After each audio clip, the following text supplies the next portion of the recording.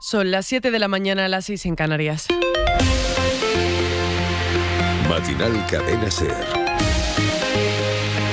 Pilar Díaz de Aguilar. ¿Qué tal? Buenos días. Termina la primera noche desde que entró en vigor el alto el fuego en la Franja de Gaza y de momento la prensa local no ha reportado ataques israelíes sobre el enclave como suele hacer en las primeras horas de la mañana, en las que hace un recuento del número de muertos que ha provocado el ejército de Netanyahu.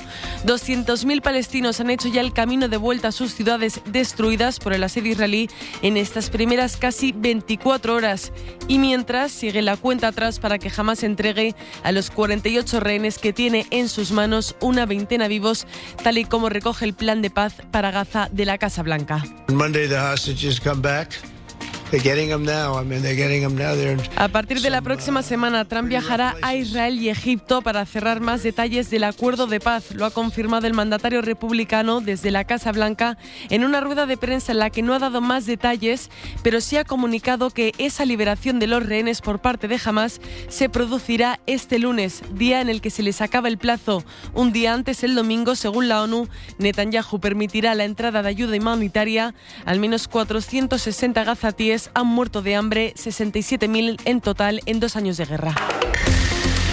En este informativo también escucharemos los audios que ha adelantado El País y a los que ha tenido acceso la cadena SER, las grabaciones en las que, en declaraciones al Supremo, Álvaro García Ortiz negó haber filtrado el correo del abogado del novio de Ayuso, en las que también se escucha por primera vez a González Amador y se oye al jefe de gabinete de la presidenta madrileña, a Miguel Ángel Rodríguez, reconocer que cuando publicó que Álvaro García Ortiz recibió órdenes de arriba era solo una suposición y no una certeza como el quiso vender a los medios de comunicación. Pero antes, especial atención al tiempo para este sábado, en el que la EMET ha rebajado el aviso de rojo a naranja por las fuertes lluvias que aún así continúan con intensidad.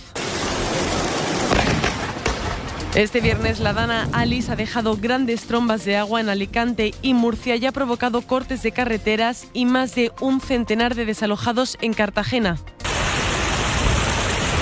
En Los Alcázares y en San Javier, en Murcia, esta noche Protección Civil ha lanzado una alerta por el riesgo de desbordamiento de 3 ramblas. Como decimos, para hoy se esperan fuertes lluvias. Hay 5 comunidades en aviso. Belu Jiménez, buenos días. Buenos días. Hoy continúan las lluvias. Tenemos 3 comunidades autónomas, Murcia, la Comunidad Valenciana y Baleares, con aviso naranja por lluvias, y otro aviso, aunque más leve, de carácter amarillo en Cataluña.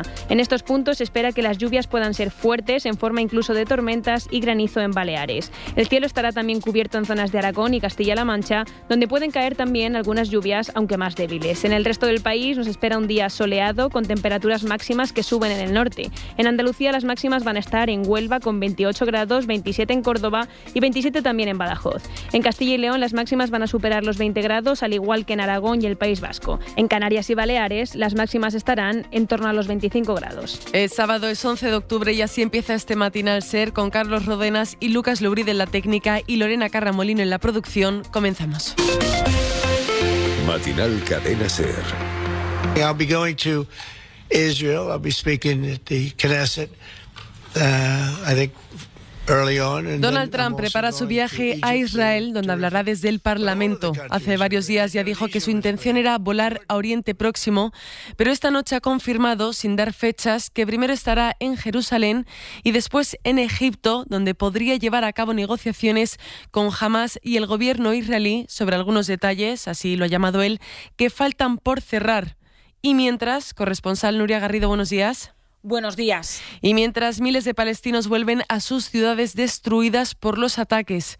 Estamos a la espera de que Hamás entregue a los 48 rehenes, también de que entre la ayuda humanitaria. Según fuentes de la ONU, a partir del domingo podrían entrar 600 camiones diarios. Recordamos que en los últimos meses solo ha entrado el 20% de los suministros necesarios porque Israel ha bloqueado la entrada de alimentos o medicinas. En Israel los hospitales que acogerán a los rehenes ya están preparados estados. De hecho, ayer el primer ministro israelí Benjamin Netanyahu quiso visitar uno de ellos para supervisar que todo estuviera en orden. Mientras tanto, esta madrugada, Hamás y la Yihad Islámica, en un comunicado, reiteraron su compromiso con este acuerdo, pese a la negativa de Israel de liberar algunos de los presos palestinos que habían exigido. Eso sí, en ese comunicado insisten en que no van a ceder el gobierno de la Franja de Gaza a un organismo extranjero. Recordemos que Hamás dispone de 72 horas desde que entró en vigor el alto el fuego para entregar los 48 rehenes que siguen en sus manos. Lo que se desconoce es si este sábado se van a producir algunas liberaciones o si Hamás va a esperar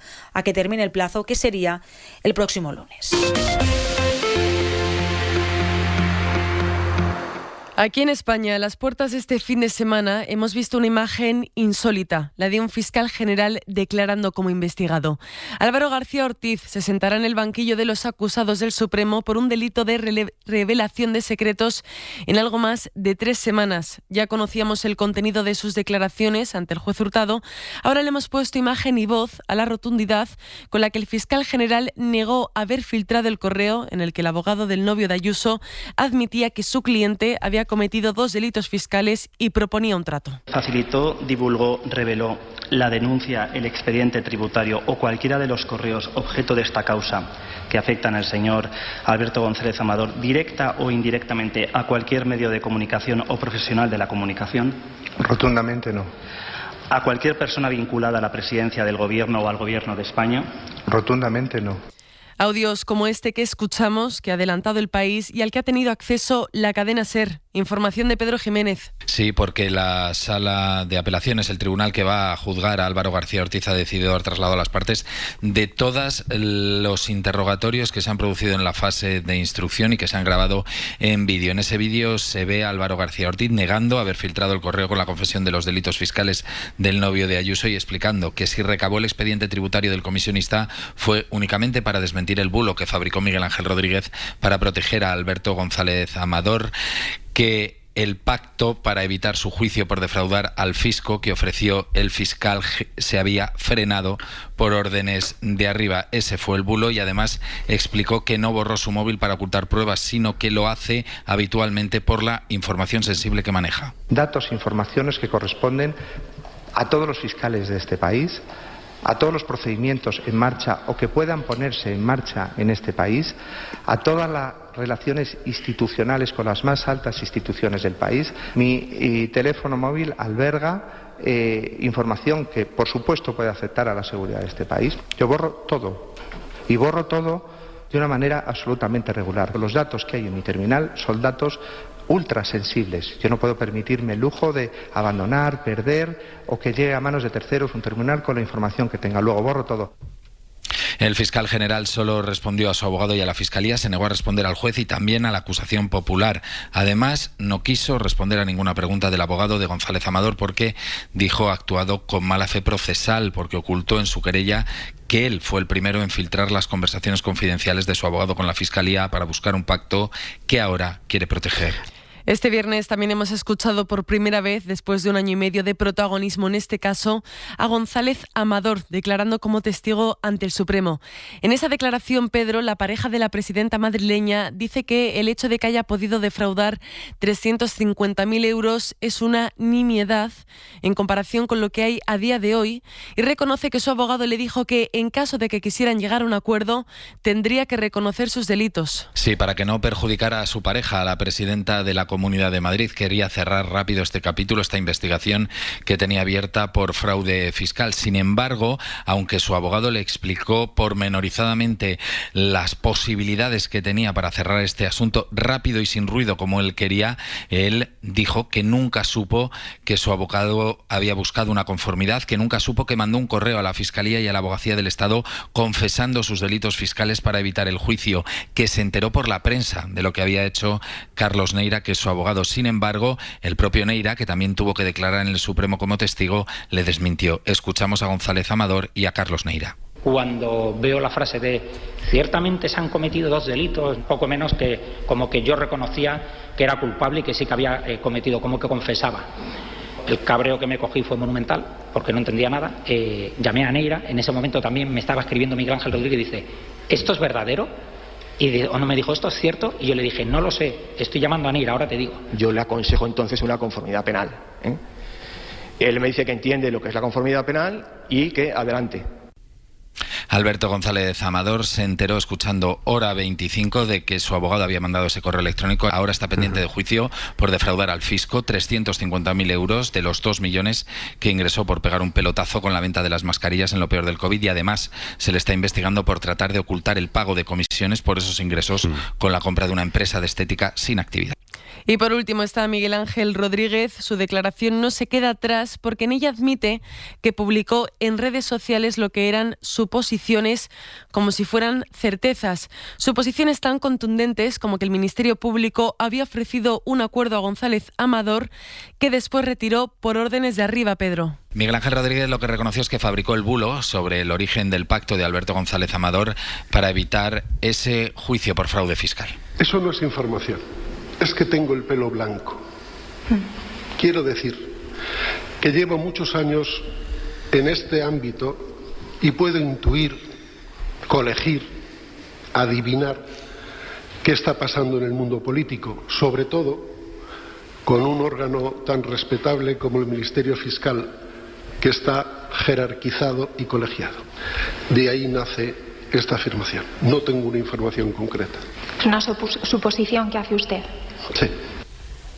Rodríguez lo que reconoce a Aimar es que se inventa una parte de ese mensaje que era mentira en su totalidad. Lo que se inventa es que el pacto se había parado por órdenes de arriba, y ese mensaje, la mentira que contenía, era que la Fiscalía era la que había ofrecido un pacto al comisionista, cuando todos sabemos que ocurrió al revés. Fue el comisionista el que pidió ese pacto para evitar el juicio. El mensaje de Miguel Ángel Rodríguez se publicó en sus redes sociales horas después de que diversos medios de comunicación publicaran esta falsa versión para proteger al novio de Ayuso. María Corina Machado is one of the most extraordinary examples of civilian courage. Es el momento en el que se ha anunciado que la opositora venezolana María Corina Machado recibe el Nobel de la Paz, un anuncio que ha traído cola en la Casa Blanca y en nuestro país. Vamos primero con nuestro país porque se ha colado de lleno en el debate político después de que el gobierno no haya valorado la decisión del Comité Noruego. El Partido Popular ha aprovechado para cargar contra el Ejecutivo por guardar silencio, y a preguntas de la prensa, el ministro Bolaños se ha limitado a reivindicar el papel de España en la liberación de Machado cuando estuvo en prisión. Ana Fernández Vila, buenos días. ¿Qué tal? Buenos días. El Gobierno se distancia del reconocimiento a la opositora venezolana. El Ejecutivo no solo no la felicitó ayer, sino que ni siquiera quiso valorar la decisión de otorgarle el Premio Nobel. Félix Bolaños. No me corresponde a mí, claro, valorar la decisión que ha tomado el Comité del Nobel, la persona que ha sido galardonada con el Premio Nobel de la Paz. España trabajó intensamente para que fuera liberada el tiempo que estuvo en prisión. Sobre ese tema, poco más que decir. También evitó hablar del tema la ministra Robles. Lo importante ahora en este momento, para mí, el Premio Nobel, más allá de las personas, es que tenemos una apuesta importante por la paz en Gaza. Y a la izquierda del PSOE van más allá. Izquierda Unida critica abiertamente su elección, y también Podemos. Yone Belarra. Este tipo de galardones concedidos a golpistas y criminales de guerra no hace más que profundizar el enorme desprestigio de las instituciones internacionales en el marco. Mientras la derecha lo celebra con entusiasmo. Feijóo alabó ayer a Machado por su lucha titánica por la democracia en Venezuela. Dijo, el líder del PP cargó también contra Sánchez por no felicitarla, acusándole de ser cómplice de la tiranía. Y desde Vox, Abascal aplaudió el premio compartiendo una intervención de la opositora en un acto del grupo Patriots, que reúne a la ultraderecha europea y con el que Machado colabora. Y fuera de nuestro país, porque la Casa Blanca ha protestado porque no lo haya ganado Trump, que tanto ansiaba después de días haciendo campaña. Esta noche ha dicho que Corina Machado lo ha recibido en su honor. Lorena Carramolino, buenos días. Buenos días, Pilar. Sí, el presidente de Estados Unidos ha asegurado que la líder en la oposición de Venezuela y Premio Nobel de la Paz ha aceptado este galardón en su honor. And it's a great honor to be involved with so many. So the person who actually got the Nobel Prize called me and said I'm accepting this in honor of you because you really deserved it. A very nice thing to do. Acepto esto en tu honor porque realmente lo mereces, es lo que le ha dicho Machado a Trump en una llamada, según el presidente estadounidense. Justo después ha bromeado afirmando que durante la conversación con la opositora venezolana no le ha pedido el premio para él. Trump quería este galardón por impulsar el plan para la paz en Gaza, pero finalmente no lo ha conseguido. Gracias, Lorena. A otro de los asuntos a los que se ha referido Trump es a la guerra comercial con China. Minutos después de amenazar con no reunirse con Xi Jinping, ha anunciado un arancel extra del 100% al gigante asiático a partir del 1 de noviembre, que se suma al 30% actual. Es la represalia de la Casa Blanca al anuncio de Pekín de endurecer el control sobre las tierras raras. Desde allí informa Adrián Foncillas. Ha resucitado Trump la guerra comercial, sus aranceles del 100% a los productos chinos y las inminentes restricciones a las exportaciones tecnológicas dinamitan la tregua acordada. Ahora ni siquiera es seguro que vaya a celebrarse su reunión con Xi en la cumbre de la PEC a finales de mes y de la que los más optimistas esperaban que saliera un acuerdo final.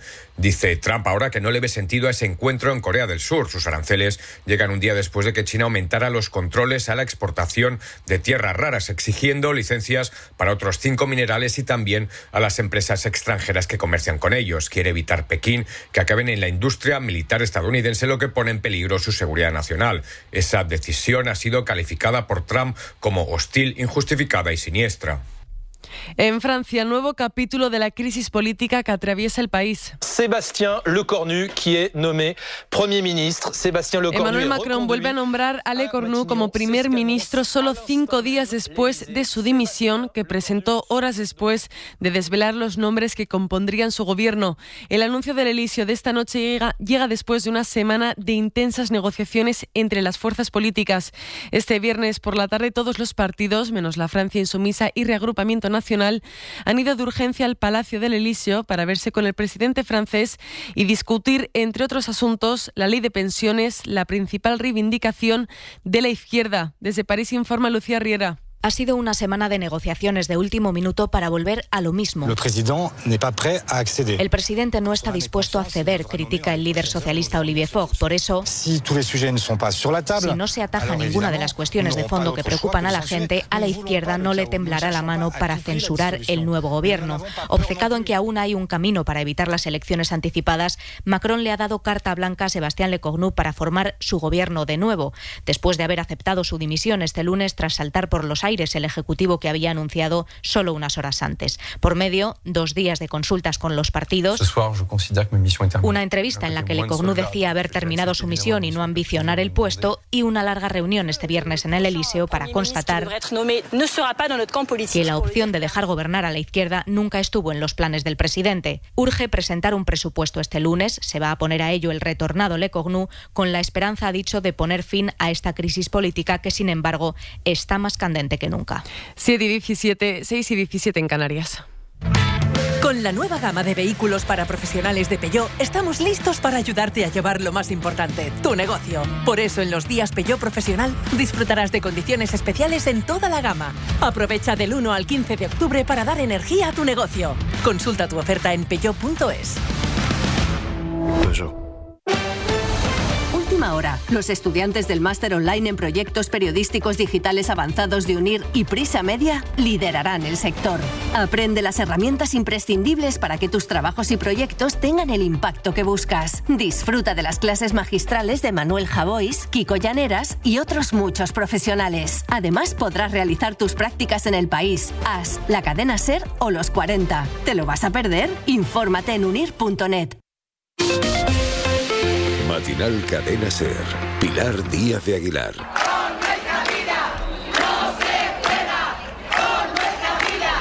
La última protesta contra el gobierno de Moreno Bonilla por los retrasos en los cribados del cáncer de mama ha sido en Málaga. Lo que el presidente de la Junta de Andalucía en un principio limitó a unos cuantos casos y luego a un único hospital, el Virgen del Rocío en Sevilla, ha acabado en miles de afectadas. De momento el gobierno andaluz no ha explicado qué ha originado estos retrasos, pero la crisis ha desvelado un problema que hay en España, más allá de la gestión de Moreno Bonilla, y es que falta personal. No hay radiólogos suficientes suficientes para atender toda la demanda de pruebas que hay. Mariola Lourido. Radiología es una de las 5 especialidades con mayor déficit de especialistas, lo apunta un reciente informe de Sanidad. Andalucía es la comunidad con la tasa más baja de radiólogos. Está a la cola con Ceuta y Melilla, que en este caso dependen del Ministerio, pero por debajo de la media figuran también Castilla-La Mancha, Cataluña, Valencia, Navarra y La Rioja. Es un problema estructural y no dan abasto con el aumento de cribados de detección y el resto de pruebas. Consecuencias, más lista de espera y retrasos. Lo dice en la SER el presidente de la Sociedad Española de Radiología Médica, José Carmelo Albillos. Aun con el auxilio de las nuevas tecnologías y de la inteligencia artificial, es imposible que los radiólogos podamos acometer toda esa demanda que nos viene encima. En consecuencia, las listas de espera aumentan y hay retraso. Esta carencia afecta todavía más a hospitales medianos y pequeños. Si miramos al resto de países, España está peor. Tenemos menos radiólogos que la media europea y el experto señala que hay fuga de jóvenes al extranjero porque las condiciones laborales son mejores. La construcción de vivienda social ha subido más de un 20% en los primeros 6 meses del año, aunque sigue siendo insuficiente. De hecho, estamos aún muy lejos de la media de la Unión Europea. Solo 1 de cada 10 viviendas que se construyeron en España el año pasado era protegida. Pablo Anzola, buenos días. Buenos días. Sí, los datos del Ministerio de Vivienda muestran un impulso claro a la vivienda social. De enero a junio, la construcción de estos pisos se ha incrementado un 23%. Se han levantado algo más de 5.800 viviendas, de las que la mayoría irán destinadas al alquiler. En esa modalidad, el aumento, de hecho, está siendo todavía más fuerte porque la construcción se ha más que duplicado este 2025. Se dispara un 167%. Levantar un parque de vivienda pública y asequible es una de las grandes apuestas del Gobierno para solventar la crisis de acceso. La propuesta del Ejecutivo pasa por movilizar más de 180.000 viviendas en los próximos años para, además de ofrecer pisos públicos baratos, tratar de ajustar el mercado ordinario y bajar así los precios. Hay que recordar que hace décadas España sí contó con un parque público alineado con la media europea. Sin embargo, esas viviendas se fueron descalificando, salieron al mercado inmobiliario y dejaron en mínimos la VPO en nuestro país. El comercio online sigue ganando terreno. En los últimos años, casi 2 de cada 10 empresas han bajado la persiana, mientras las ventas por web o app han subido hasta el 25% de su facturación. Esto se traduce en menos empleo e ingresos, pero más margen de beneficios. Una de las razones son los jóvenes, que cada vez compran menos ropa en las tiendas físicas. Sira Valdés. El sector de la moda continúa su concentración, según refleja el último informe económico de la moda en España, que apunta que el número de empresas del sector se ha vuelto a reducir en 2024, cae un 3% hasta situarse por debajo de las 17.000. Y eso pese a que los márgenes se sitúan en niveles récord. Un hecho que responde, entre otros motivos, al avance de la tecnología. José Monzonís, del Observatorio Textil y Moda. También se está convirtiendo en un vector de concentración empresarial porque es enormemente difícil invertir en talento, retener al talento en empresas con tamaños relativamente pequeños. Las compras por Internet ya suponen más de un cuarto de la facturación y por primera vez en la historia, más de la mitad de la población mayor de 15 años ha comprado moda online en el último año. A raíz de los atentados de Hamas del 7 de octubre de 2023, Daesh, el grupo terrorista Estado Islámico de Irak, ha perdido influencia en Oriente Próximo. Sin embargo, esa influencia la está reforzando en otras partes del mundo como África. La Oficina de Lucha Antiterrorista de la ONU asegura que pese a que en los últimos años han muerto varios de sus líderes, el grupo ha conseguido mantener sus capacidades operativas. Lo más inquietante es que ahora está captando expertos en ciberseguridad para, a través de la inteligencia artificial, reclutar y radicalizar a nuevos yihadistas. Información de Javier Bañuelos. ¿Qué tal? Buenos días. Sí, Daesh ha potenciado el uso de la inteligencia artificial para poder automatizar los procesos de captación y sus procesos de difusión de sus narrativas radicales y extremistas. Manuel Gazapo, analista de seguridad, lleva tiempo investigando esas técnicas de las que el Daesh se nutre a través de la captación de expertos en ciberseguridad. Empresas que, apoyadas en países del Golfo Pérsico, diseñan campañas multilingües para radicalizar y potenciar su captación online. La Oficina de Lucha Antiterrorista de la ONU ha detectado que las células del Estado Islámico manejan manuales sobre cómo utilizar herramientas de inteligencia artificial generativa con resultados inquietantes, como apunta desde el Real Instituto Elcano su investigadora principal, Carola García Calvo. Bin Laden hablando y boca y discurso completamente sincronizado y te hacen un análisis de la actualidad, o sea, a día de hoy, como si estuviera vivo. Que recurran a viejas glorias como Osama Bin Laden no es casual. Tanto Daesh como Al-Qaeda sufren una crisis de liderazgo que está mermando su capacidad de captación. Y un último apunte antes de ir a los deportes. La Comisión Europea abre una investigación sobre Snapchat, YouTube, Google Play y App Store por el impacto sobre los menores. El organismo solicita a estas plataformas que proporcionen información sobre sus sistemas de verificación de edad, así como sobre cómo evitan que los menores accedan a productos ilegales, incluidas drogas o vaporizadores, o material que, por ejemplo, promueve los trastornos alimenticios. Corresponsal comunitario Enrique García Pozo. La Comisión quiere saber cómo protegen a los menores de contenido dañino, algo que les exige la Ley de Servicios Digitales. Pero de momento es eso, una petición de información. Bruselas quiere conocer cómo Snapchat garantiza que los menores no puedan comprar droga, o qué medidas aplican la App Store de Apple o Google Play para evitar que descarguen aplicaciones de contenido sexual o de casas de apuestas. A YouTube pregunta cómo su sistema de recomendación evita el acceso de contenido perjudicial para los menores. Si la investigación concluye que no están cumpliendo con la normativa comunitaria, podrían enfrentarse a una multa de hasta el 6% de sus ingresos anuales.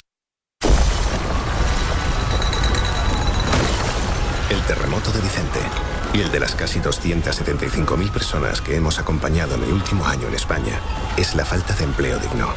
Cruz Roja. Estamos en las grandes catástrofes y en las del día a día. Descubre cómo en catástrofesdeldiaadía.es. Este 20 y 21 de octubre llega a Barcelona World in Progress, el foro internacional que reúne a líderes y expertos de todos los ámbitos para anticiparnos a los grandes desafíos globales. Regístrate en worldinprogress.es, un evento impulsado por el Grupo Prisa, El País y la cadena SER, patrocinado por el Ayuntamiento de Barcelona, Generalitat de Catalunya, Celnex y Fundación La Caixa. ¿Diseño impresionante y repleto de tecnología inteligente? ¿Fabricado en España y también disponible en híbrido? Solo este mes puedes llevarte tu Opel Corsa con condiciones excepcionales. Es el momento perfecto para conseguir el tuyo. Pásate ya por tu concesionario más cercano. Más en opel.es. En Matinal, los deportes. Pues vamos con la información del deporte. La atención está puesta en el tobillo de Mbappé. Mario Arroyo, buenos días. Buenos días. Kylian Mbappé se marchó con molestias en su tobillo derecho en el minuto 83 del encuentro de clasificación al Mundial que enfrentaba a Francia contra Azerbaiyán anoche. El 10 madridista había marcado un gol y regalado una asistencia en la victoria del combinado francés por 3-0. Su seleccionador, Didier Deschamps, dice que en un partido de fútbol es inevitable que haya contactos y que evaluarán la evolución del jugador.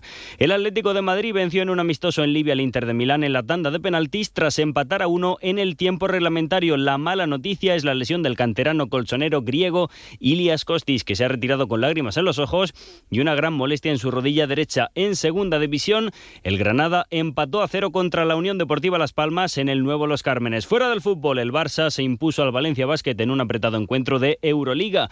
El partido ha sido tan justo que los dos primeros cuartos han terminado con diferencia de 1 punto en el marcador. Pese a que el conjunto valenciano ha llegado a estar por delante en el último parcial, los culés lograron darle la vuelta para terminar imponiéndose por 108-102. En golf, Ángel Ayora ha dado la sorpresa en el Open de España al colocarse al término de la jornada de ayer como el español mejor ubicado en la tabla general, culminando con un -6 a 3 golpes del líder. El malagueño de 21 años se pasó por los micrófonos de la SER al acabar de jugar. Bueno, es un orgullo, ¿no? Ser el mejor español. Espero poder acabar en mejor posición y representar a España como es debido. Me ha hecho mucha ilusión. No estoy acostumbrado a tanto griterío, por así decirlo.